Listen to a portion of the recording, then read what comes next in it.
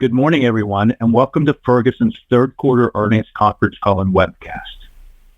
Hopefully, you've had a chance to review the earnings announcement we issued this morning. The announcement is available in the investor section of our corporate website and on our SEC filings webpage. A recording of this call will be made available later today. I want to remind everyone that some of our statements today may be forward-looking and are subject to certain risks and uncertainties that could cause actual results to differ materially from those projected, including the various risks and uncertainties discussed in the section entitled Risk Factors in our Form 10-K available on the SEC's website. Also, any forward-looking statements represent the company's expectations only as of today, and we specifically disclaim any obligation to update these statements. In addition, on today's call, we will also discuss certain non-GAAP financial measures. Please refer to our earnings presentation and announcement on our website for additional information regarding those non-GAAP measures, including reconciliations to the most directly comparable GAAP financial measures. With me on the call today are Kevin Murphy, our CEO, and Bill Brundage, our CFO. I will now turn the call over to Kevin. Thank you, Brian, and welcome everyone to Ferguson's third quarter results conference call. On today's call, I'll cover highlights from our Q3 performance. I'll also provide a more detailed view of our performance by end market and by customer group before turning the call over to Bill for the financials and our updated outlook for fiscal year 2023. I'll then come back at the end to give a brief update on some of the fundamental drivers of our residential and non-residential end markets before Bill and I take your questions. The year has continued as we expected, and our associates again delivered solid results that were in line with our expectations following the significant step up in performance delivered in fiscal year 2022. Our dedicated associates continue to go above and beyond to serve our customers and help make their projects more simple, successful, and sustainable. As market conditions have become more challenging, our balanced business mix is serving us well. We leveraged our consultative approach, our scale, our global supply chain, and our strong balance sheet to help improve our customers' projects. As expected, we saw a modest revenue decline in the quarter, but we're pleased with revenue stepping up by over 20% compared to the equivalent quarter in fiscal year 2021. We've remained disciplined on cost, delivering adjusted operating profit of $657 million and adjusted diluted earnings per share of $2.20. This represents significant growth from 2 years ago at 18% and 24% respectively. Our balance sheet remains strong, and our cash generative model allows us to continue to execute our strategy of investing for organic growth, sustainable growth of our dividend, consolidating our fragmented markets through acquisition, and returning capital to shareholders. We've declared a quarterly dividend of 75 cents per share, implying a 9% increase when annualized over the prior year, and have also increased the share repurchase program by an additional $500 million. We're proud of these results, which came in as we expected, and are confident in the strength of our business model as we go forward. Turning to our performance by end market in the United States. Overall growth moderated as we lapped strong comparables and markets became more challenged. As expected, residential markets were more significantly impacted by the slowdown in new residential construction and in areas serving the project-minded consumer, whereas repair, maintenance, and improvement markets, particularly with our core trade professionals and in high-end remodel, proved more resilient. Our residential revenues, which comprise just over half of U.S. revenue, slowed during the quarter to a 6% decline.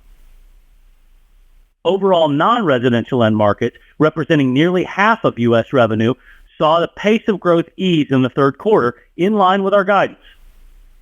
There was good activity in industrial-related end markets, and our non-residential sales were 3% higher than prior year on top of tough comparables. Despite a sequential slowdown in the business, we continue to outperform our markets, taking share across both residential and non-residential end markets. As we've discussed previously, we will continue to focus on maintaining our balanced end market mix, and while we expect growth rates will fluctuate over time, we seek to maintain this healthy balance. Turning now to revenue growth across our customer groups in the United States. Residential trade plumbing declined by 11% against a 21% prior year comparable growth due to declines in new residential construction activity. Residential building and remodel grew 3% on top of 17% prior year comparables, with continued resilience in higher end remodel projects. Residential digital commerce declined by 15% due principally to softening consumer demand.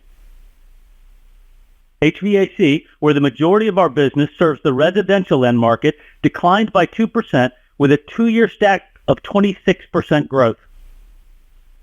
Waterworks revenues were flat on top of a prior year comparable of 42% growth. The balanced business mix between residential and non-residential work within our Waterworks group ensures good diversification and has allowed us to take advantage of more resilient public works and commercial demand. The commercial mechanical customer group declined 2%. Our industrial fire and fabrication and facility supply businesses delivered a combined 14% growth in the quarter against a 27% comparable, driven by non-residential trends such as onshoring, plant turnaround work, and general increased industrial activity. It is through our growth platform of 9 customer groups that we achieve broad and balanced end market exposure. This allows us to serve our customers' needs in a more holistic way and bring more value to the total project. Let me now hand over to Bill, who will take you through the financials in a little bit more detail. Thank you, Kevin, and good morning or afternoon, everyone. Net sales were 2% below last year, driven principally by the 1.9% impact of one fewer sales day and foreign exchange. Organic revenue declined 2.5% and was largely offset by acquisition growth of 2.4%. As expected, price inflation stepped down from 10% in Q2 to 5% in Q3. Gross margin of 30% was down 30 basis points against a strong prior year comparable. A modest decline was driven principally by deflation in certain commodity categories. We've proactively managed the cost base, keeping it flat on a sequential basis compared to Q2, as revenue increased into our seasonally stronger third quarter. This enabled us to deliver an adjusted operating margin of 9.2%.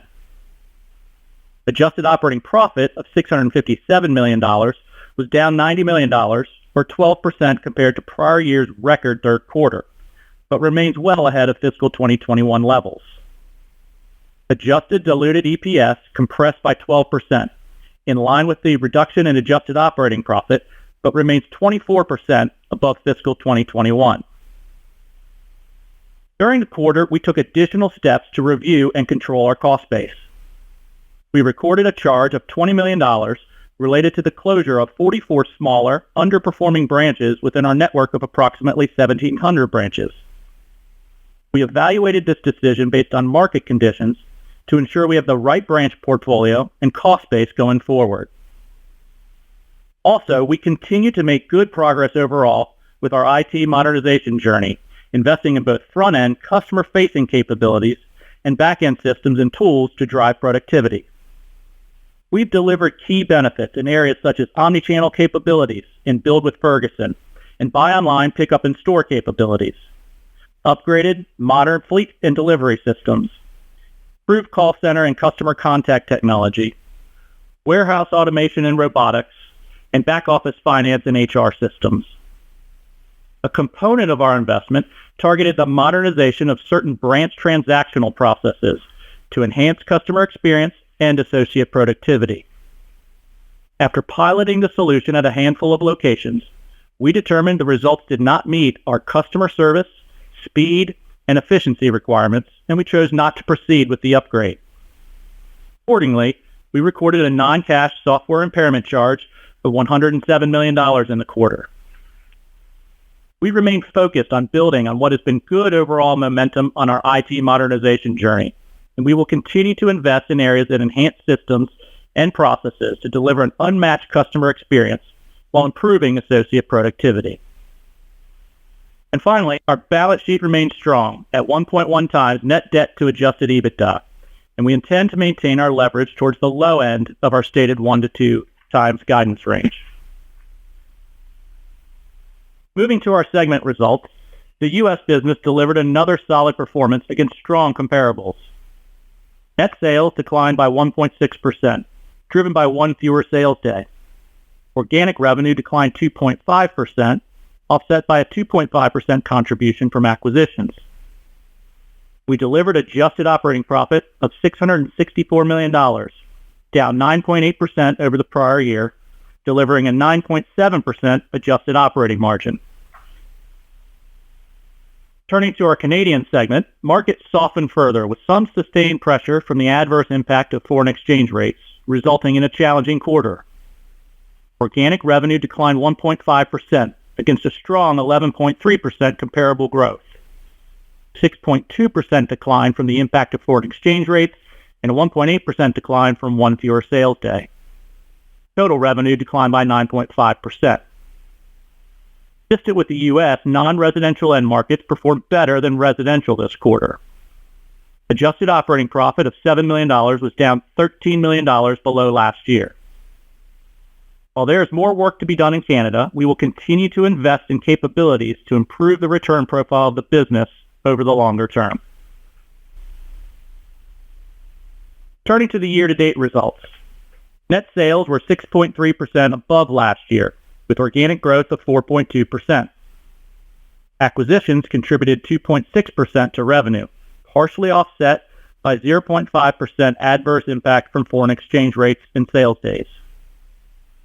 Gross margin was 30.2%, down 50 basis points as expected against a strong prior year comparable during a period of rapid commodity price inflation and acute supply chain disruption. We have proactively managed both labor and non-labor operating expenses throughout the year, managing down overtime and temporary labor while allowing natural attrition without backfills to reduce the number of FTEs in the business. In addition, as discussed last quarter, we implemented certain targeted headcount reductions. Collectively, these actions have reduced our full-time equivalent headcount by over 2,000 during the year. We will continue to evaluate our cost base and resource allocation decisions as we move forward. Adjusted operating profit of $2.1 billion was flat compared to the prior year, delivering a 9.6% adjusted operating margin. Adjusted diluted EPS grew by 2%, benefiting from our share repurchase program.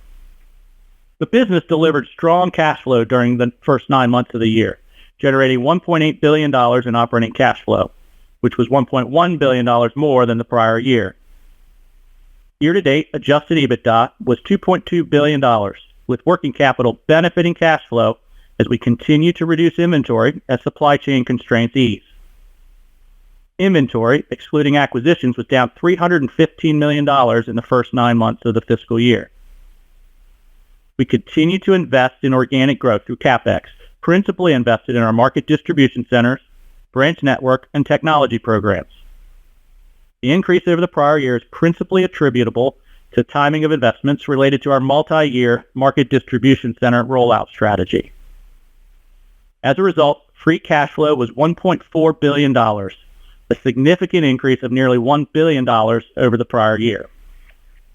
Our balance sheet position is strong, with net debt to adjusted EBITDA of 1.1 times. We target a net leverage range of 1 to 2 times, and we intend to operate towards the low end of the range through cycle to ensure we have the capacity to take advantage of growth opportunities, as well as to maintain a resilient balance sheet. We allocate capital across 4 clear priorities. First, we're investing in the business to drive above-market organic growth. As previously mentioned, working capital had a positive impact on cash flow this year to date. Our CapEx investments were principally focused on our market distribution center rollout. Second, we continued to sustainably grow our ordinary dividend. Our board declared a 75-cent per share quarterly dividend that implies an increase of 9% when annualized over the prior year, reflecting our confidence in the business and cash generation. Third, we're consolidating our fragmented markets through bolt-on geographic and capability acquisitions. We purchased 5 businesses since the start of the fiscal year, bringing in approximately $330 million of incremental annualized revenue and have signed a definitive purchase agreement on SG Torres, 15-location HVAC distributor in the Northeast, which is expected to close in the fourth quarter. Our deal pipeline remains healthy, and we will continue to execute our consolidation strategy. And finally, we are committed to returning surplus capital to shareholders when we are below the low end of our target leverage range. We have returned $784 million to shareholders via share repurchases year to date, reducing our share count by approximately 6.2 million. And we've extended the share repurchase program by an additional $500 million, resulting in a remaining balance of approximately $700 million at the end of the quarter. Turning to our view of fiscal 23 guidance. The year continues to progress as expected. Our revenue guidance remains unchanged, and we have tightened the range on adjusted operating margin guidance, with the midpoint of the range unchanged. As we set out at the beginning of the year, we expected to deliver low single-digit revenue growth, driven by continued organic market share gains and the benefit of completed acquisitions on top of markets which we expect to decline in the low single digits for the year. After stepping up adjusted operating margins by 230 basis points over the last 2 years, we continue to expect some normalization. We've tightened the top and bottom end of our adjusted operating margin range to between 9.4 to 9.8%, with the midpoint unchanged to previous guidance. We've trimmed interest expense guidance to between $185 and $195 million. Finally, our adjusted effective tax rate guidance of approximately 25% and CapEx of $400 to $450 million remain unchanged. So to summarize, the business is performing well and in line with our expectations. We remain focused on executing our strategy. I believe the combination of our strong balance sheet and flexible business model positions us well. Thank you. I'll now pass you back to Kevin. Thank you, Bill. We continue to drive end market outperformance while further investing to build on our competitive advantages for the longer term. We will also continue to maintain a balanced business with broad exposure to both residential and non-residential, and a balance of repair, maintenance, and improvement and new construction. This ensures we can leverage scale in attractive profit pools with a less cyclical, more durable business model. Turning to the fundamentals in the residential markets. While near-term residential demand is challenged, we continue to believe the market fundamentals remain attractive over the medium term. The combination of an undersupply of homes with very low vacancy rates will be supportive of new residential construction. An aging housing stock should be supportive of both new residential construction and repair, maintenance, and improvement markets with a combination of rebuilds and remodels. And our greater exposure to repair, maintenance, and improvement revenue streams reduces cyclicality. Turning to non-residential end markets. Our view on the opportunities ahead with large-scale mega projects remains unchanged. The data continues to point towards significant volumes of mega project construction spend over the next 5 years. As one Ferguson, we're able to leverage our capabilities, our products, and our services across all of our businesses. We do this, we add value and have the ability to sell from the ground up solutions, focusing on the entire project rather than just selling products. We estimate our total addressable market for projects with over $400 million of construction value to be over $30 billion across our platform over the next 5 years. We continue to believe our scale and platform strongly position us to capture meaningful growth from these significant projects. We believe these mega project trends, supported by onshoring activity, recent legislative acts, and the aging infrastructure, will provide a multi-year tailwind. Additionally, our non-residential customers gravitate towards where the work is. For example, a contractor can typically move between segments like office, retail, education, healthcare, or the construction of a new airport terminal. This means our customers have the ability to flex to where growth opportunities are. To close, let me again thank our associates for their dedication to serving our customers. The year continues to track overall as we expected. The performance to date has been strong against challenging comps, and we continue to build on our market-leading positions and our key strengths while investing for future growth. Despite a more challenging macroeconomic environment, we are well positioned with a balanced business mix between residential and non-residential, new construction, and repair, maintenance, and improvement. We have an agile business model and flexible cost base that allows us to adapt to changing market conditions. Our scale and advantage growth platform allows us to leverage our competitive position across 9 customer groups in order to capture opportunities from structural changes in our end markets. And we're maintaining a strong balance sheet, operating at the low end of our target leverage range while focusing on strong cash generation. This allows us to continue to invest for organic growth, consolidate our fragmented markets through acquisitions, and return capital to shareholders. We're confident in our competitive position in markets that are attractive over the medium term. Thank you for your time today. Bill and I are now happy to take your questions. Operator, I'll hand the call back over to you. Thank you. If you would like to ask a question, please press star followed by 1 on your telephone keypad. If you would like to withdraw your question, please press star followed by 2. When preparing to ask your question, please ensure your device is unmuted locally. First question comes from Matthew Booley with Barclays. Your line is open. Morning, everyone. Thank you for taking the questions. Maybe just one to start on the near term. I think the Q4 revenue guide is assuming a bit of a deceleration, to get to your full year guide. I think the 2-year stack comp is relatively similar sequentially. So just any color on what's kind of underlying that deceleration, price volume into Q4, and maybe any color around what you've been seeing quarter to date, please. Thank you. Yeah, good morning, Matt. It's Bill. I will start with that one. You are correct. If you look at our implied guidance for Q4, it's implying a roughly mid-single digit revenue decline.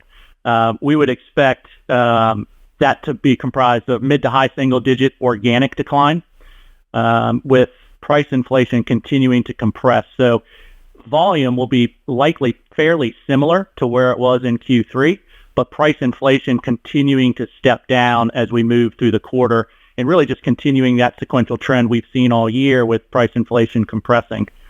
In terms of what we've seen in May was pretty much right in line with that, down mid to high single digits, with inflation dropping down into the low single digits. So we'd expect that to kind of continue to play out through Q4 to finish up the year.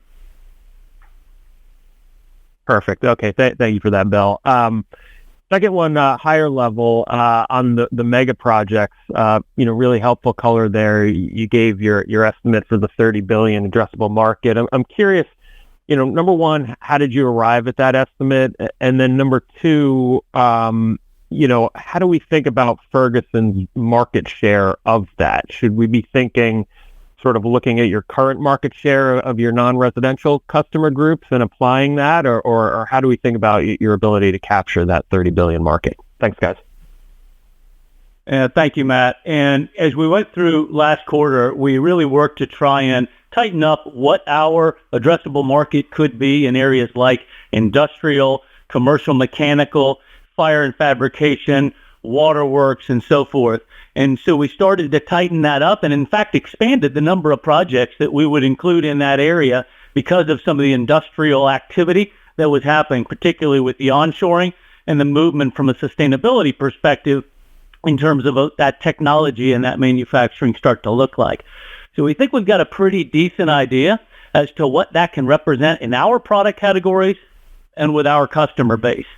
And then as we discussed during the last quarter, the thing that we're really excited about beyond the revenue and profit pools that are associated with what we think is a generational shift in terms of non-residential construction activity, what's really exciting from our perspective is as we start to engage with general contractors and owners around what product specifications can look like to make sure that we deliver that project on time and as required, and then use that as a pull strategy with our trade customers across everything from water to fire to commercial mechanical and industrial PVF, and at the same time utilize a supply chain network and branch network that can provide the best product on site and on time.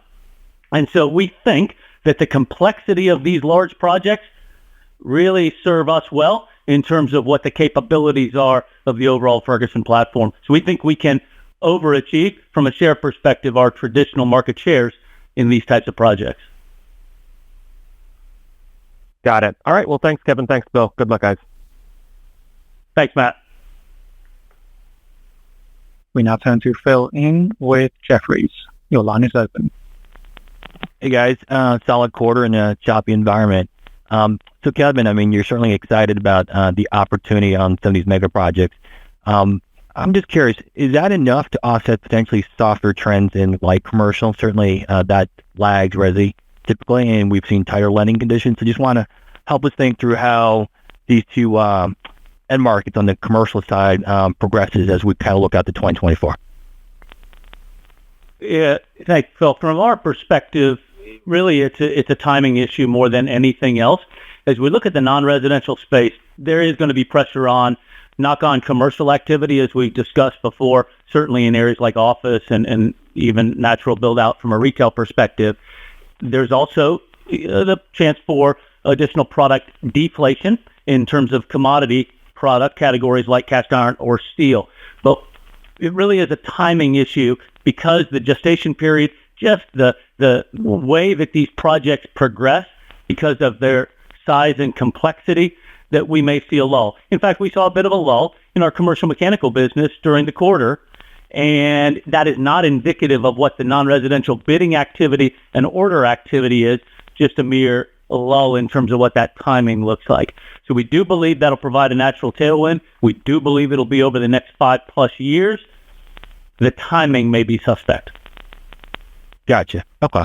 Directionally, that's helpful. And when you think about your resi business, once again, it's quite balanced.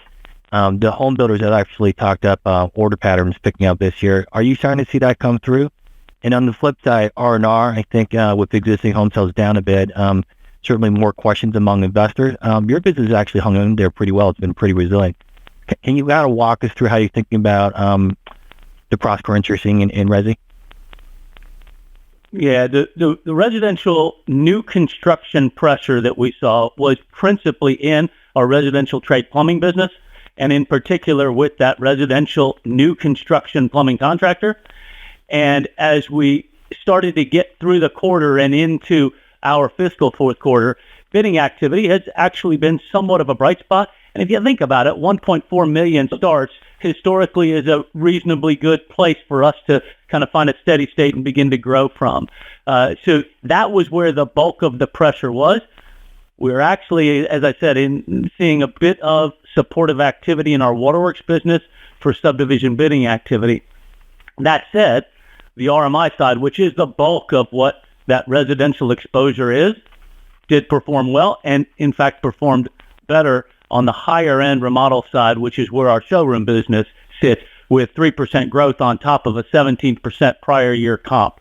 And we continue to see good activity with that small to medium sized local builder remodeler and what their knock-on consumer related activity looks like.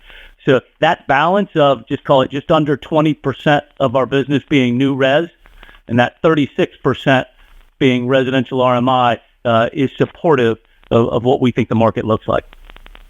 Gotcha. Kevin, can you remind us that bidding activity called out on the inflection side, how long does it take to actually ripple through from a volume standpoint for you guys? Yeah, it would take a bit of time as we would see that bidding activity on the water side still have a lag before the construction activity, and then it wouldn't appear in the residential trade side of our business for likely 6 months or so. And so as we start to look into next year, it's really a question of quarters as you start to look at what improvement could look like on the residential side of the world. Okay. Appreciate the color. Thank you. We now turn to Catherine Thompson with Thompson Research Group. Your line is open. Hey, good morning, everyone. This is actually Brian Barros on for Catherine. Thank you for taking my questions. Sticking with the kind of similar theme of last question on the state of residential, obviously down, seems like it's stabilizing, bidding activity looking a little bit stronger than expected at the beginning of the year. So can you just continue to talk about where we sit today and kind of what we're expecting going forward from here? Is stable kind of this new normal, or are we looking at a little bit return to growth sometime soon? I think you briefly touched on the last question, but a little bit more would be helpful. Yeah, Brian, thank you. And as we walked into our third quarter, we had very strong comps that we were coming up against. We knew that residential new construction was going to be a pressure point. We also knew that there could be some pressure from a revenue perspective with commodity-based product deflation. And we saw that play out in the residential side of our world, particularly in areas like residential plumbing PVC products, which causes a bit of a headwind. That comparable headwind that we have continues into Q4 and even into Q1. And so from that perspective, that frames our expectation. But again, 1.4 million starts is a reasonably good historic number. We know in this country we need 1.5 million starts to get back to equilibrium. We know we're underbuilt, arguably 2 to 4 million units. And so we're starting to see some degree of spark in terms of what that looks like in new residential construction activity. Got it. Thank you. And then can you also provide an update on how Ferguson wins with all the federal spending initiatives that are out there? You got IIJA, CHIPS Act, Inflation Reduction Act. Maybe just what are you seeing now on the ground today? What are you currently benefiting from, and what is still to come? Thank you. Brian, I'll take that question really in two parts. And firstly, on the residential side, as we look strategically as to a tailwind that can exist structurally inside that market, we do see sustainable product growth, particularly in the areas of HVAC and water heating, having some tailwind, especially when you look at the Inflation Reduction Act. And so as we look to invest, both from an M&A as well as an organic perspective, we're really going to look to build out our dual trade plumbing and HVAC capabilities across the nation to make sure that we're the best solution for that dual trade plumbing and HVAC repair replace contractor. And we think that skill set plays well as that contractor continues to grow and sustainable solutions like heat pump water heating technology start to really take hold in the marketplace. And then on the non-res side, if you just look at the Inflation Reduction Act, if you look at the infrastructure provision, CHIPS and science, general onshoring of manufacturing activity following supply chain disruption, there's just a tremendous amount happening with that non-residential mega projects. We intend to take advantage of that again, utilizing multiple customer groups to provide a solution for the owner and the general contractor, while at the same time being the best solution for that individual contractor who may be doing the site utility work or the fire protection work or the commercial mechanical or industrial pipe, valve, and fitting. So we think it's a good time to begin to leverage those capabilities across customer groups in non-res. Thank you. Pass it along. Thanks, Brian. We now turn to Patrick Baumann with JP Morgan. Your line is open. Hi, good morning, Kevin. Good morning, Bill. Thanks for taking my questions. Had a couple on HVAC and then one on the charges. On HVAC, just wondering if you could give any color on how May's looked or quarter to date versus kind of the third quarter decline of 2%. And then on the acquisition there, any detail on the size of the revenue and the OEM partners. I haven't had a chance to kind of look through the website yet, so any additional color on that would be helpful. And then on the impairments, just curious impact in terms of ongoing business. I assume there's some cost savings from the branch closure, but maybe some lost sales as well. And on the IT impairment charge, it just seemed pretty sizable. So maybe some detail on, I guess, lost productivity benefits perhaps, or just any additional color you could give on that specific item would be helpful. Thanks. Patrick, good morning, and thank you. On the HVAC side of the business, if I take a step back, it's clearly an area of investment for us, again, both from an M&A perspective as well as from an organic growth perspective. Really pleased to sign with SG Torres, $100+ million HVAC acquisition in New England, and bring them together with our residential trade plumbing business inside that New England marketplace to provide a real powerful solution for customers. In terms of what we're seeing in the market, as we look at, the landscape, the Western U.S. was a little bit softer from an HVAC perspective. And so that had an effect on what the overall revenue base was in the third quarter. And then candidly, we're not here to be, weather people. But when you look at what the cooling days looked like in the quarter, not necessarily as supportive. But generally speaking, we're very pleased with what the build out looks like in our HVAC business, the combination with our residential trade plumbing business to provide a great solution, and the activity level that we've got from an M&A perspective. Yeah, and Patrick, on the charges, from a branch closure perspective, think of these as mostly smaller branches. So there will be a minimal impact from a lost revenue perspective, but it's clearly taking the opportunity as we review the entirety of the cost base to ensure we have the right branch portfolio and the right cost structure moving forward. In terms of payback, again, a $20 million charge, probably, roughly with a small amount of lost sales offset by cost savings, you're looking at probably a 2 to 3 year payback period on those actions. And then from an IT perspective, I'll just go back to where we've been investing over the last several years. We've invested roughly a quarter to a third of our CapEx on an annual basis over the last 4 to 5 years in IT in a number of different areas as part of our multi-year modernization journey. And quite pleased, as we said in our prepared remarks, quite pleased with a lot of the significant delivery and successes that we've had over that journey. This component was focused on those branch transactional pieces. And as we said, we piloted it in a handful of locations. And quite frankly, it didn't meet our customer service needs and expectations. We are a very complex customer service project-driven business. And the last thing we're going to do is jeopardize that customer service ethos. So made the decision to take the charge and move on, and feel very good about our IT journey as we look forward. Okay, thanks for the time. Appreciate it. Thanks, Patrick. Our next question comes from John Lovallo with UBS. Your line is open. Yes, good morning, guys. Thank you for taking my questions as well here. Maybe the first one, just to confirm here, given what you're currently seeing in the market right now, I mean, should we be thinking about the fourth quarter revenue down sort of mid-single digits, which would sort of imply 3% growth for the year, and maybe what could change this on the upside and downside? Yeah, that's right. If you look at our guide, the midpoint of that would imply total revenue growth down in that mid-single digit range as we step through the year. As I said earlier, or as we step through the quarter, rather. As I said earlier, we anticipate that being mid to high single digit organic decline with price inflation compressing as a component of that. So the volume decline stays in similar range to where it was in Q3. And then we'll pick up a couple points for acquisitions to bring us back to that mid-single digit decline in Q4.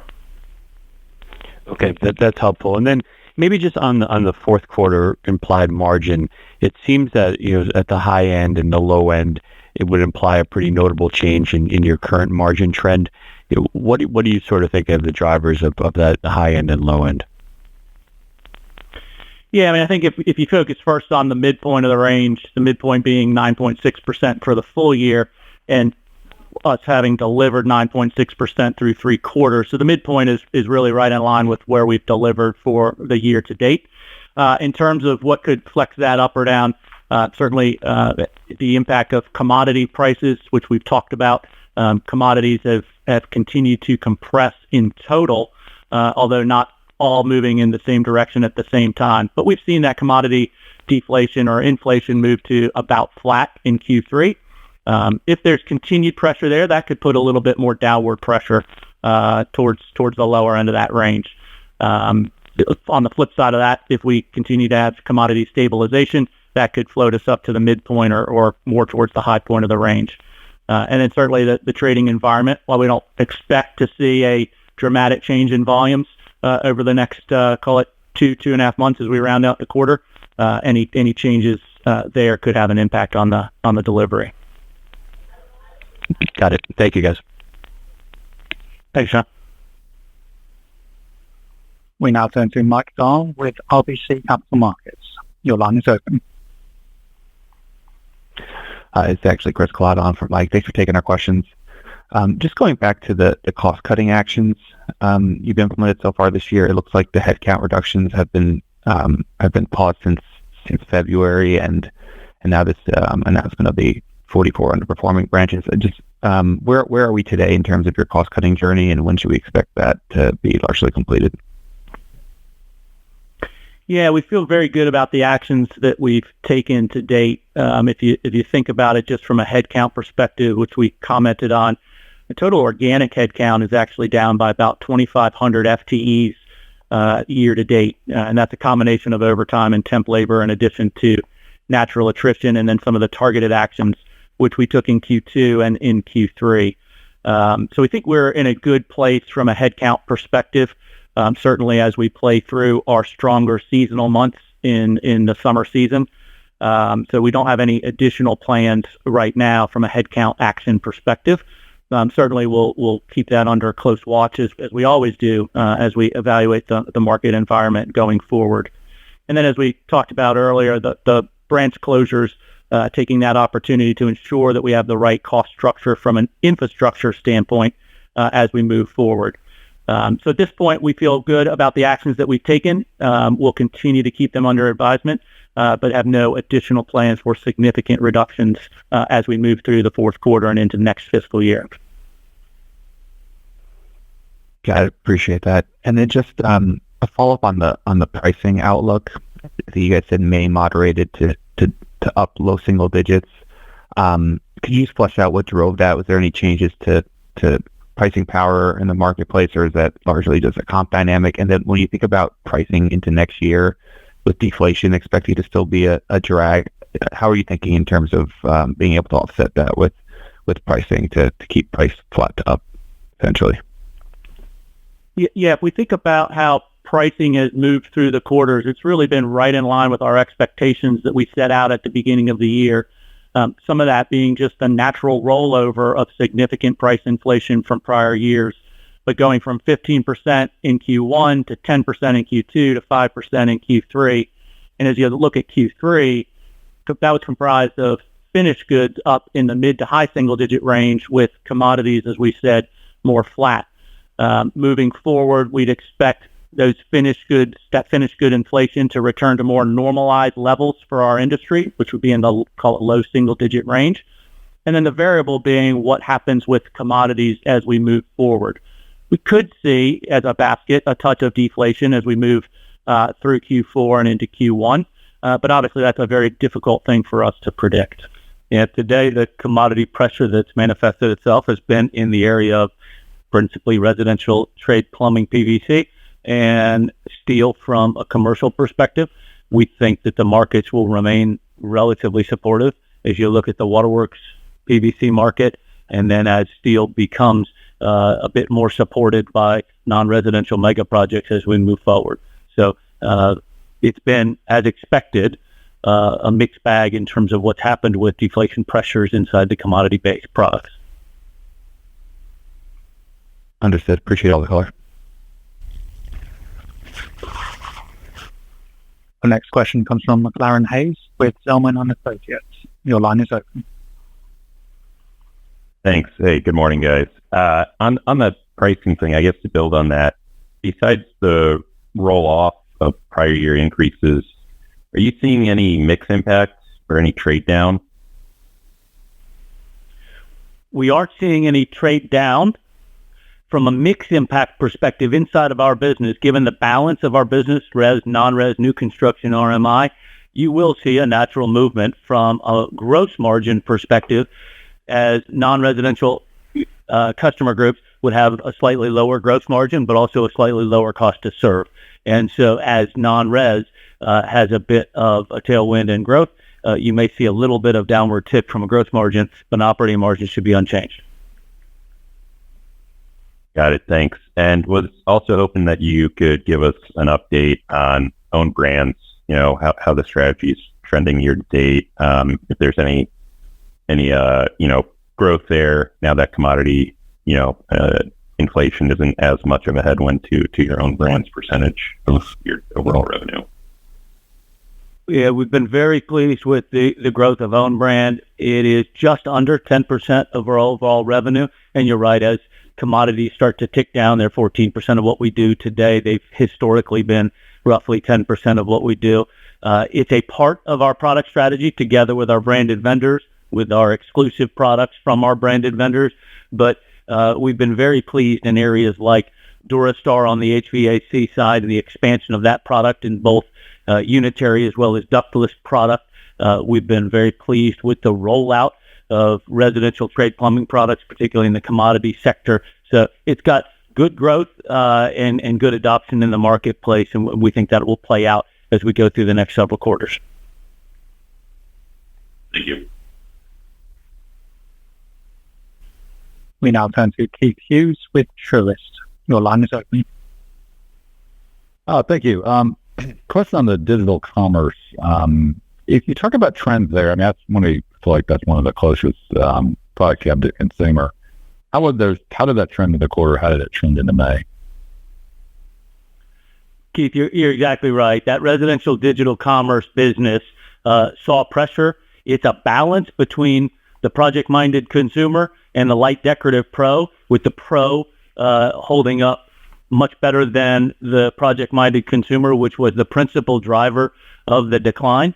And so if we look at where that pressure exists in the residential market, it really is in residential new construction on the trade plumbing side, and then the project-minded consumer on the residential digital commerce side of the business.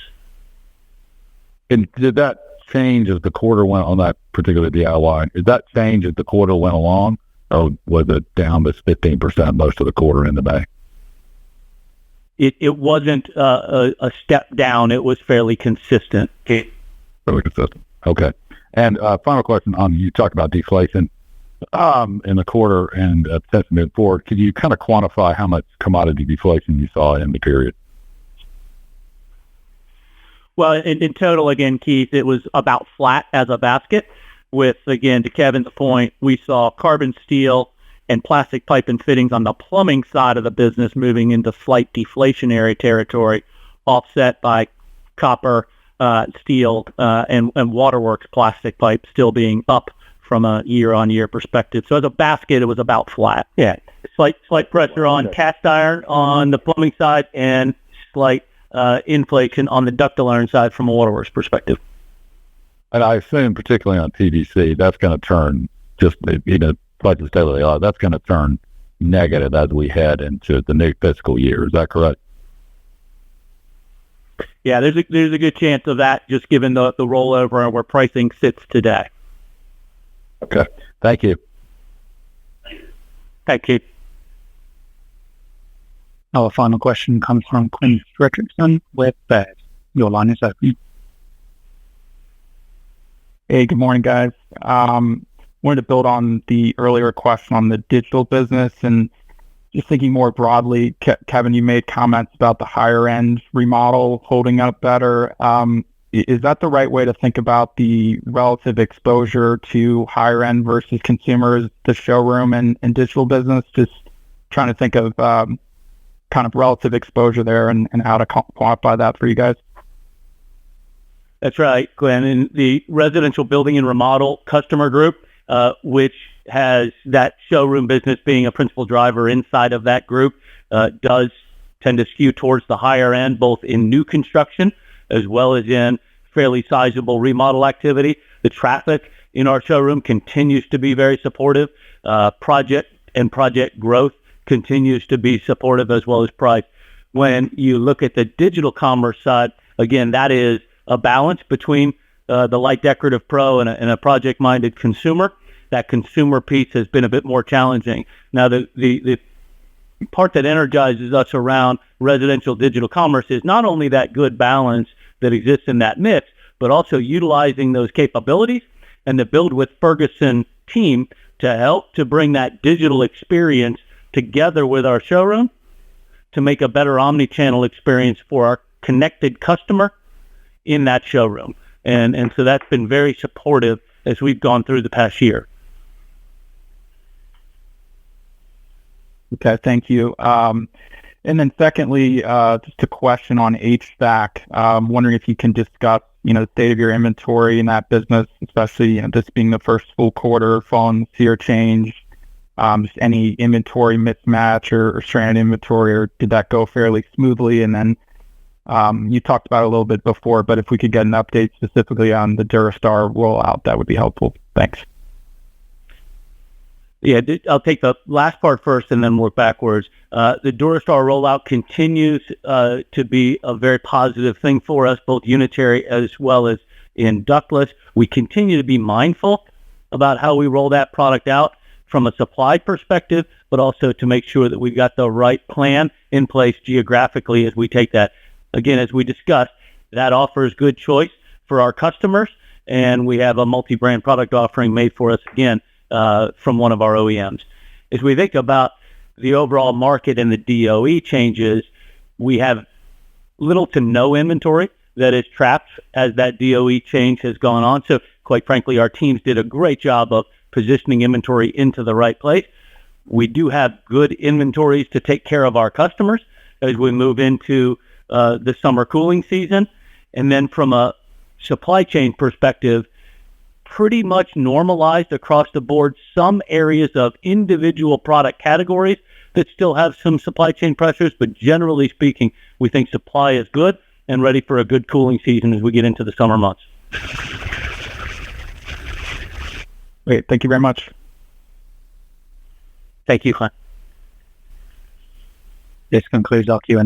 I'll now hand back to Kevin Murphy, CEO, for any closing remarks. Thank you. Thank you very much. And let me close again by saying thank you for your time today. Very much appreciate it. We don't take it for granted. And then end the way we began, which is a strong thank you to our associates who continue to deliver for our customers' complex projects and make them more simple, successful, and sustainable. The year does continue to unfold as we expected, and our balanced business mix serves us well. Res, non-res, RMI, new construction.